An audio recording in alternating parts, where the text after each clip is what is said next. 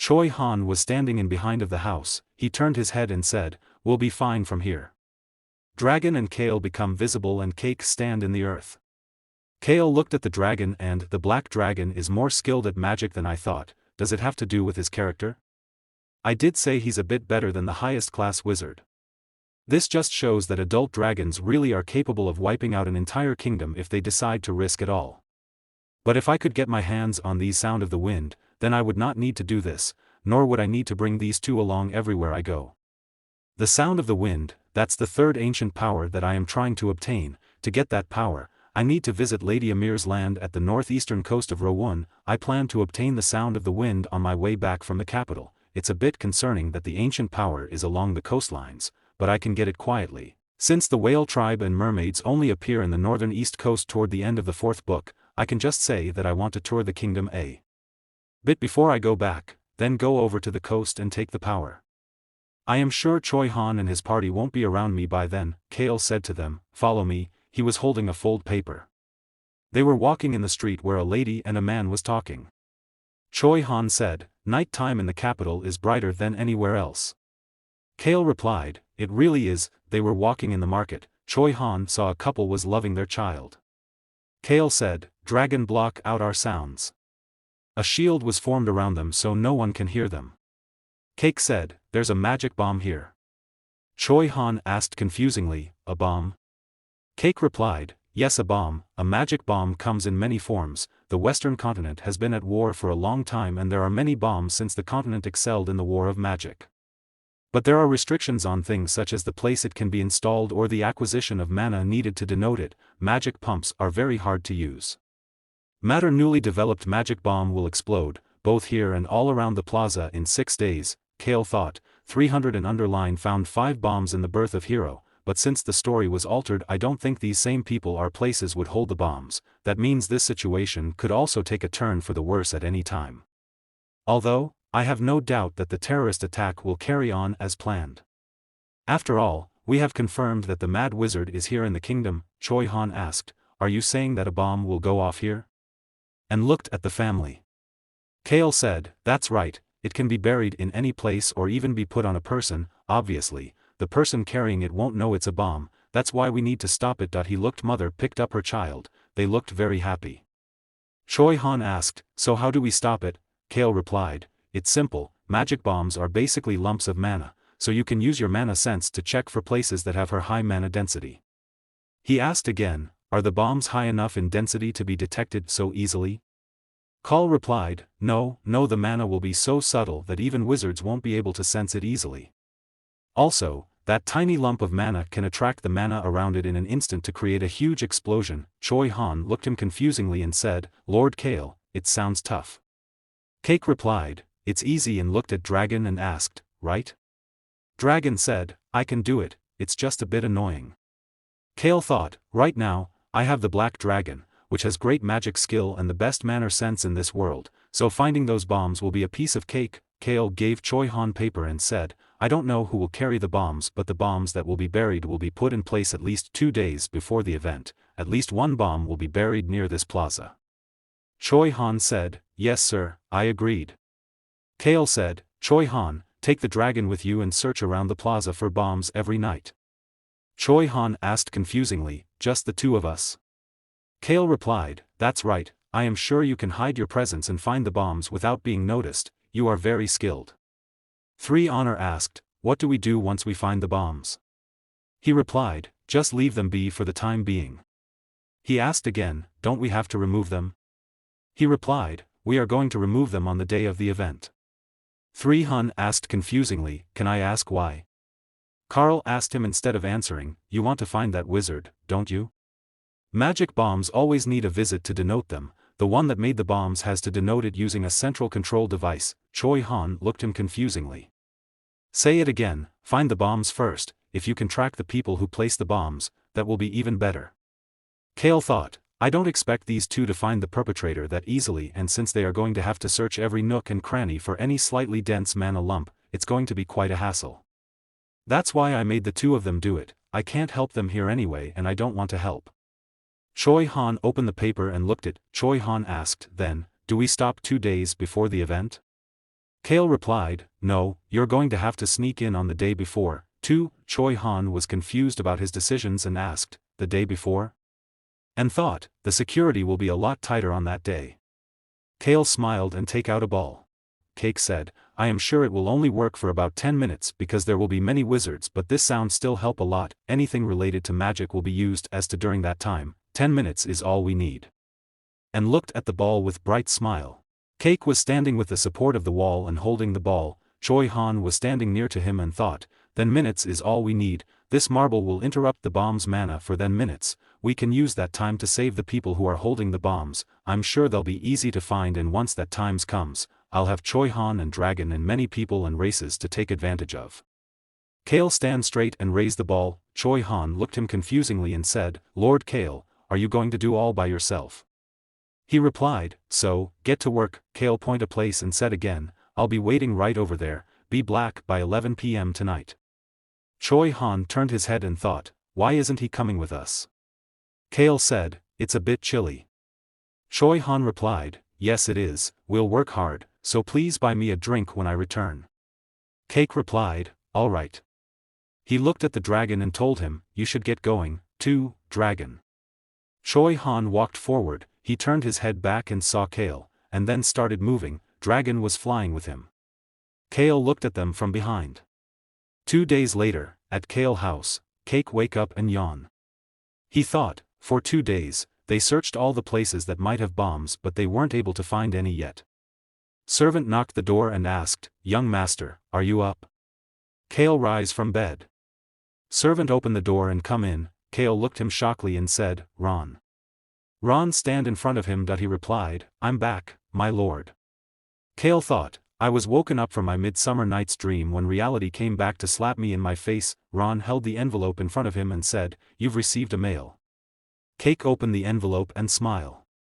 The mail was, sir, will I be getting that free drink soon? Kale told said, gift wrap one of our finest wines.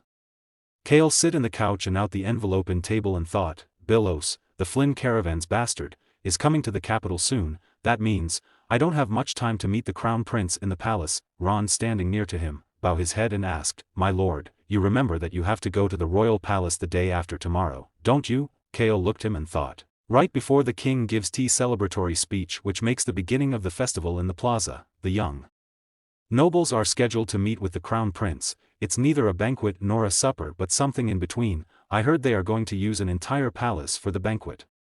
I wonder if Taylor and KJ are doing well. The abundant eldest son and the crazy priestess, I am sure those two will do all right on their own. He thought formlessly, why am I even thinking about them? I should stop. I am going to stay put at the royal palace. I won't care what anyone says. I am just going to sit there. Ron said, my lord, may I follow you to the palace as your attendant? Kale said, who else would come with me if not you? Ron thought, darkness, the group that dominated the underworld of the eastern continent, have started to make their way over to the western continent. Darkness is one of their many names, and no one knows their true identity. The Malrans were one of the 5 assassin families that tried to control the night of the eastern continent. I am its heir. Ron Morlan despised darkness while also being terrified of them. I stayed here for a long time while I hid from them. It seems it's time that I leave. Kale looked at him and said, of course you're going to go, don't ask me something so obvious. Ron said with smile, you'll look great in the royal palace. Cake said with proud, Ron, to be honest, I really am handsome and have good body, don't I? He replied, of course, you have everything, my lord. Kale thought confusingly, what did I just hear? Ron bent down his head and said, I'll to out for a bit, I need to report to Vice Butler Hans. Kale looked him and thought, was his vacation too good? Why's he acting like that? Ron stepped towards the door and said with smile, I'll also tell the maids to prepare one of our best wines. Kale replied, okay, get going then. Ron opened the door and went out while On and Hong comes in. They sit in front of the Kale and Hong said, I think we can kill it when its guard is down. Hong said, we find a way. Kale looked at them and replied, good job. They happily clung his feet. Door was knocked.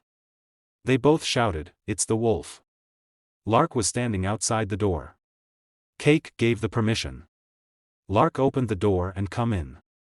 Kale set him to sit. Lark was shocked by his behavior and said, yes. He sit in front of him.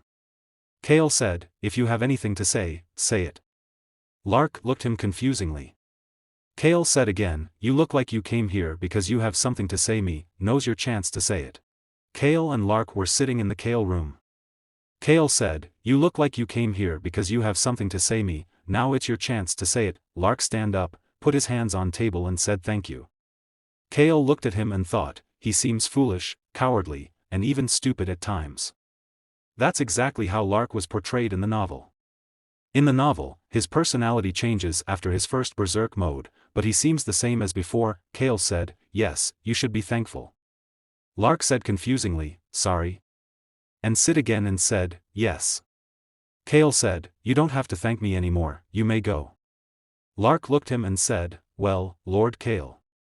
He was so confused and stuttered his hands. Kale said, spit it out. Lark said shockingly, what? That's it. Kale said with smile, you have to look people straight in the eyes when you talk to them and spit out everything you want to say, I am all ears. Lark looked him confusingly and said sadly, I'm the big brother, I have to take care of my younger siblings. Also, I was a nephew in our younger brother, so I must get my revenge. He had the anger emotions, Kale thought, Lark younger siblings whom he must take care of, the blue wolf tribe that took care of the scaredy cat, his family, friends and neighbors will never be forgotten by Lark, so he has a debate to pay back. Lark continuously clench and tremble his hands. Kale said, a wolf, you're a wolf. Lark rise his head and look Kale shockingly. Kale said, I heard that was protect their families and prioritize family above all else, I think you are from a proud race. Tea was served in front of them in the table. Lark said happily, thank you for that also please help me. Own and Hong were sitting near Lark chair. Kale said, thanking me once is enough and I don't want to help you and thought, I am having a hard time as it is worrying about how to act like a lot because of Choi Han and the dragon alone is enough trouble, but Choi Han will drag alone more trouble in the future, that's why I cannot just rush to help him, I know how the 10 wolf children must be feeling, after losing their parents and homes, I have been there, although I am not a complete outside in this matter, I don't want to take on all the responsibilities. Kale stand duo and come near to him, but I'm willing to make a deal with you. He asked, a deal? Kale leaned and put on his hand on his table and one on his back and said, that's right, so what do you need help with? And what can you do for me? Lark was looking him confusingly. Kale said, come back when everything has been made clear. Lark looked at him and slide the chair and stand up. Lark said, yes sir, I'll come back when everything has been decided. Kale ruffled his hair and said with smile, good. The front of the Palace of Exaltation, a palanquin was stopped and Kale come out from the palanquin. He stand in front of the palace and thought, Palace of Exaltation, it's the name of the palace where banquets are held, it's a small palace that the Grand King had built to celebrate the Crown Prince's birth. Although, he favors the third prince now, it is incomparably bigger and more extravagant than the Hennidas Castle or the mansion at the capital. Have Eric, Amir and Gilbert not arrived yet? Another palanquin arrived and stopped. Kale looked at the palanquin and said angrily, darn it, is this cliché too? Why did it have to be now? In front of the palace, someone came out of the palanquin and walked towards him and said look who it is, it's the infamous Lord Kale. It was a man in green shirt and have brown hairs and wearing a earring in one ear. He asked again, are you here by yourself? Kale looked at his smiling face angrily and thought that I had to meet Vinyan's minion. Neo tolls, he's a shabby mad stereotypical villain, he's a volunteer of minion of Marquis Sten's second son and heir, Vinyan. The village that Black Dragon was kept in belonged to Viscount Tolls and the people of Tolls hated the people of Hennidas. The lands are just one mountain apart but the difference in wealth was too big, but they did try to be friendly with the counts in the past. 5 years ago, they aligned themselves with the Stens and become as cocky as they are now. Neo asked Kale, are you here by yourself? And smile. Kale thought with boredom, why did I have to meet Vinyan's minion at this moment? Kale and Neo was standing in front of each other. Ron was standing with a guard aside from them. A servant was standing near to Vinyan. Neo raised his hand and said to him, I am going to chat with Lord Kale for a moment, you guys should also go get your permits. He replied, yes sir. He said to Kale, Lord Kale, what is a lowly lout like you doing in a place like this? Kale thought angrily, how childish, is it because this world is a fantasy land in a novel or are there these types of people in the real world, too? I guess he's picking a fight with me since he's real. A young noble from a viscount's family talking like that to another young noble from a count's family? I thought that was only possible in books, but it's make me mad to experience it for myself. Cannot I do without these clichés since I am not even the protagonist? These petty villains who don't even know their places, I could ask Ron to take them out and that would be the end of it. Kale raised his head and looked at him. Neo made his fun and asked, "What is it? Do you want to throw a wine bottle at me? Or are you going to hit me?" Dragon, who was invisible to them, said to Kale, "He's rude." Kale looked at him and thought, he's picking a fight on purpose, since it's illegal to bring magic items inside the palace.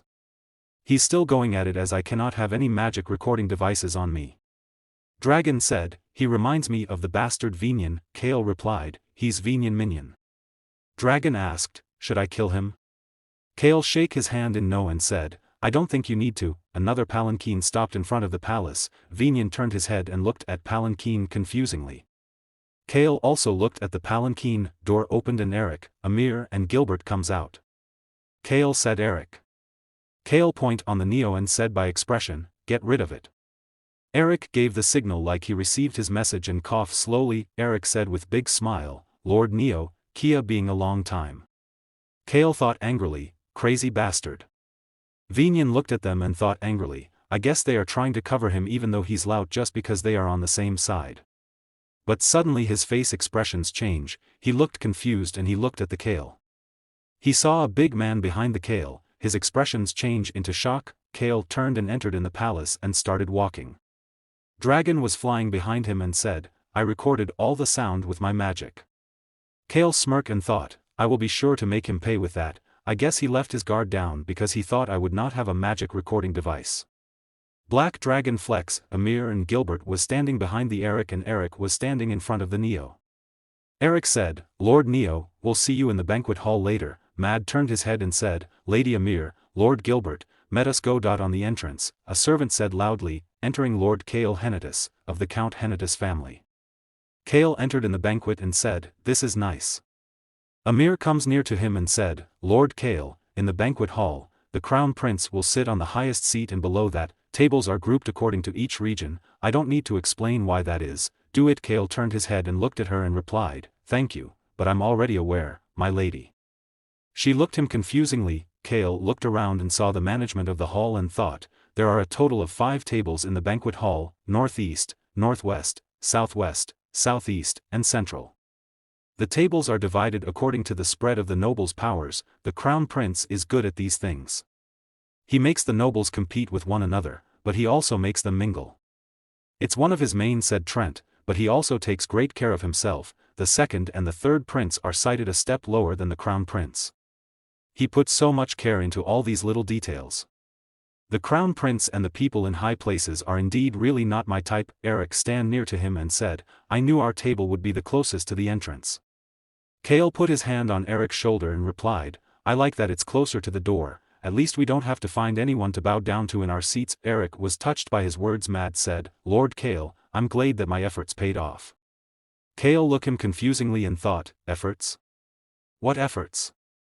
I guess he's not talking casually because we are at the banquet. Why is she acting like that?"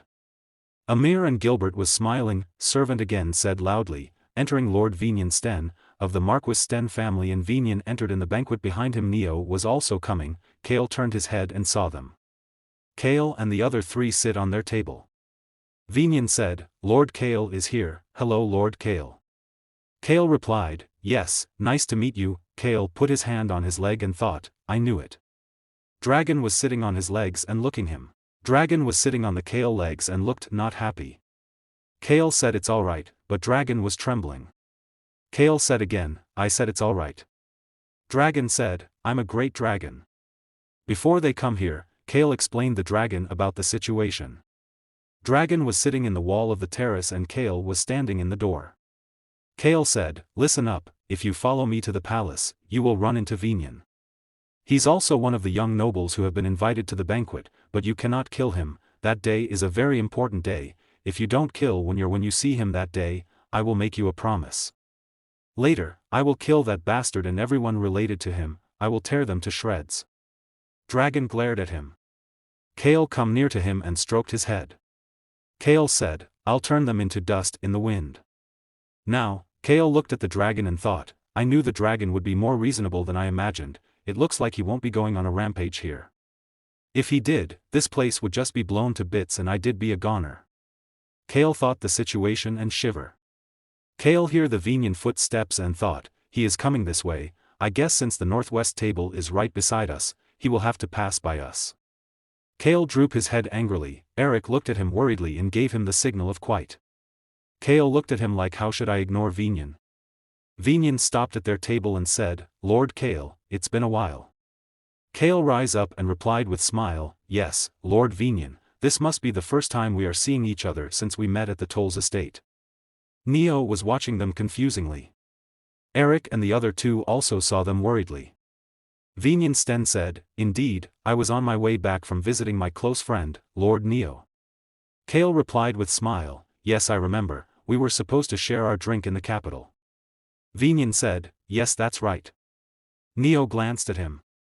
Kale said with sharp smile, yeah, the day after we met, a knight from Viscount Estate visited me. He told me the summer house was completely robbed of everything, so are you all right? Lord Venian, I heard you are close friends with them, I am sure you have heard the news. Neo looked at him angrily. Venian said flinching, yes, I did hear about that, it was such tragic news. Kale said, you have no idea how surprised I was to hear it during my hangover drink in the morning. Oh dear, there was nothing left, nothing. Everything was robbed. I hate you lost something very precious, is that right? Kale said to Neo, hang in there Lord Neo. I am sure something as inexplicable as this happens to everyone at least once in their lifetime. He replied, well, I suppose. Kale looked at him and thought, the most annoying type of person in the world is a loud mouth, a person who cannot read the room and a person without any ill intentions. Right now, I am three types, this is so fun. Kale opened his arms and said happily, you should just drink away those bad news. Lord Neo, tonight, we should drink the night away. Would you like to join us as well, Lord Venian? Venian closed his eyes and thought, I lost the trust of my family ever since I lost that black dragon. According to the knight's testimonies and the evidence left there, the group that gave us the dragon is the most suspicious, yet I cannot help but be suspicious of him since he was at the right place at the right time, and open his eyes. Kale said to them, all your bad memories will disappear once you drink away your hangovers too. Venian thought, but why would a lout like him stake a dragon? And said with smile, Lord Kale, thanks for the offer, but perhaps next time. Kale said, that's too bad, but sure. Also, they cannot that came to me was as pale as a ghost. Lord Neo, you should have been more truly prepared. Venian walked towards his table. Kale slid the chair and said to Neo who was still standing there, how could you lose all the precious items all at once? I am sure you won't get back what's been stolen, but it cannot be helped, you will just have to live with it. While walking to the table, Venian thought angrily, that lout, the dragon and that limping bastard, where did they all go? Neo looked at Kale angrily. Kale sit on his chair and said, hang in there, Lord Neo, and thought because Venian will give you an earful now. Servant continuously announcing the entering of the people. Kale grabbed a bottle. Eric called his name and stared Kale. Kale looked at him and said I'll have it later. Peoples were walking and talking happily. Venian was sitting on his table. Kale looked at the pocket watch and heard the needle voice. Door open and the crown prince and the other two prince comes in, they step on the stairs. Two prince stopped in the middle while crown prince went up and sit on the chairs and said, nice to meet you all, thank you for accepting my invitations. Kale looked at the watch and thought, he should be here any second now. Crown Prince said with smile, I am glad that the future pillars and the future heroes of this kingdom all came to this banquet. Door opened and someone come in, Prince saw him confusingly. Kale turned his head and thought with smile, he's here, what a perfect timing. Taylor Sten was sitting on the wheelchair while Kaga was holding the chair. They all turned and looked at Taylor Sten and Kaga. Kaga was dragging Taylor chair forward, everyone looking them confusingly. Kale thought, I guess they both decided to just come clean and reveal themselves, a wise decision. Although the Order of the God of Death will have a headache, but that wouldn't be Kaga's concern. Kaga and Taylor were both smiling. Venian stand up from his seat and said angrily, what the? He looked very unhappy and angry to saw them. Whispering were started in the audience. They stopped in front of the prince's chair. Crown Prince stand up, open his hand and warmly welcome them. Crown Prince said, I didn't expect to see the eldest son of the Marquis Sten, Taylor Sten and the priestess of the god of death here. Taylor said, I heard there was an opportunity for the young nobles to meet and talk to the Crown Prince, so you came even though I wasn't invited.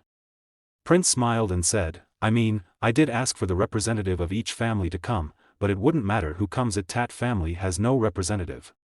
You must have been disappointed that I only sent out one invitation. He replied, just a little, Your Highness. Vinyan was standing and looking angry, people sitting around him were looked at him. Kale thought, a family without a representative, the Crown Prince just doubly insulted Vinyan for not being officially declared as the next hire. In the birth of a hero, the Crown Prince was always wary of the second and third prince, and the Stens are very close with the third prince, but that's the weird part. I know the current king favors the third prince, but it can't be that easy to depose a Crown Prince, and all the other nobles also each support a prince. Prince was standing high and Kaga and Taylor in front of him in the ground and everyone was watching them. Kale was also looking them and thought, not that I actually cared to find out about the details, but I guess something is going on. Crown Prince said, I'm sorry for having disappointed you. Still, I'm truly glad to see you on good health, it has been a while since we meet last time. Taylor said, Your Highness, even though I cannot move my legs, I still have my hands, head, eyes and mouth, all of myself is still alive. No, if anything, they've gotten stronger, Your Highness. Prince looked at him and said, I see, yes. You're still alive, I had forgotten that those who survive the longest are truly the strongest people. Vinyan was looking them worriedly.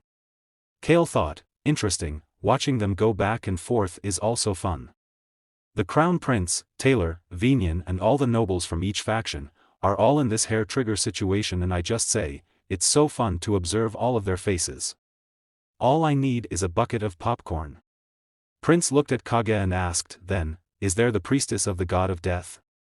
She replied, Greetings, Your Royal Highness, I am Kaga, the servant of the Enteral Rest.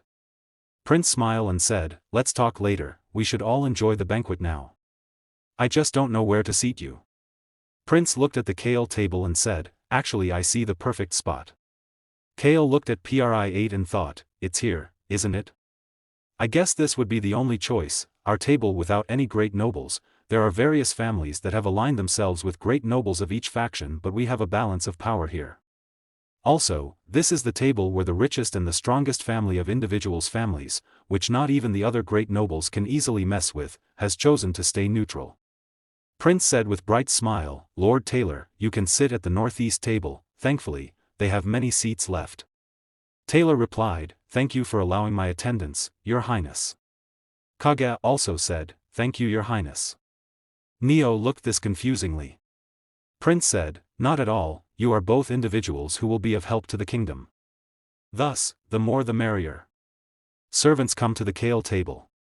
Prince asked, may I rearrange your table a bit? Eric said, of course, Your Highness. They all stand up from their seats. Eric whispered in Kale's ear, Kale, you know right? Stay put, all right? They rearranged their table, and said, please sit. Kale slide his chair and sit. Taylor wheelchair stopped next to thee and he said hello. Prince said, then without further ado, let's carry on with the banquet. I always wanted to gather the man and woman, who will lead this kingdom further and share a great meal with them. Thank you for responding to my invitations and I hope you enjoy this banquet. Kale looked at the tailor. Vinyan was also looking at their table. Servants started serving the food. Amir to Kale, we'll go greet His Highness soon. Kale looked at her. He looked at the prince and thought, but what are his real intentions? There's no way that the crown prince really gathered all the nobles out of gratitude, there has to be another reason, I can already guess a few. He pulled plate and started eating. He thought, maybe it's because of the war that will start soon in the south of the western continent, or maybe he noticed a civil war brewing in the Whipper Kingdom. Well, I'm going to just stay out, so who cares about any of that?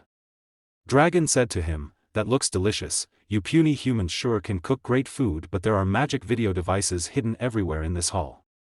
Kale grabbed a bottle. Eric asked him, Kale, can we have 5 minutes? Kale thought, I seen, for starters, Crown Prince is keeping an eye on the noble's children, I am sure the second and the third prince also known about this, that means the entire royal palace is behind this. Eric rise from his seat and said, let's go. Amir, Gilbert and Kale also rises from their seats. They went near the crown prince table and stand in front of him. Prince looked at them and said with big smile, it's the further lords of the northeast. Eric, Amir, Gilbert and Lark were standing in front of the prince. Eric said, greetings, your highness, it has been too long since I, Eric Wilsman, came to give my greetings. Prince said, yes, Lord Eric, we have something to talk about, don't we? Eric raised his head and looked at him. Prince's name was Alvar Crossman. His blonde hair is the proof of the sun god's blessing and is the defining trait of the royal Crossman family who rule over Rowoon.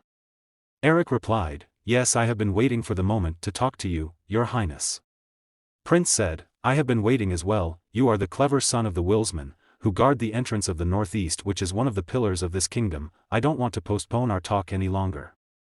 Kale stared him and thought, here we go, his silver tongue is working its magic.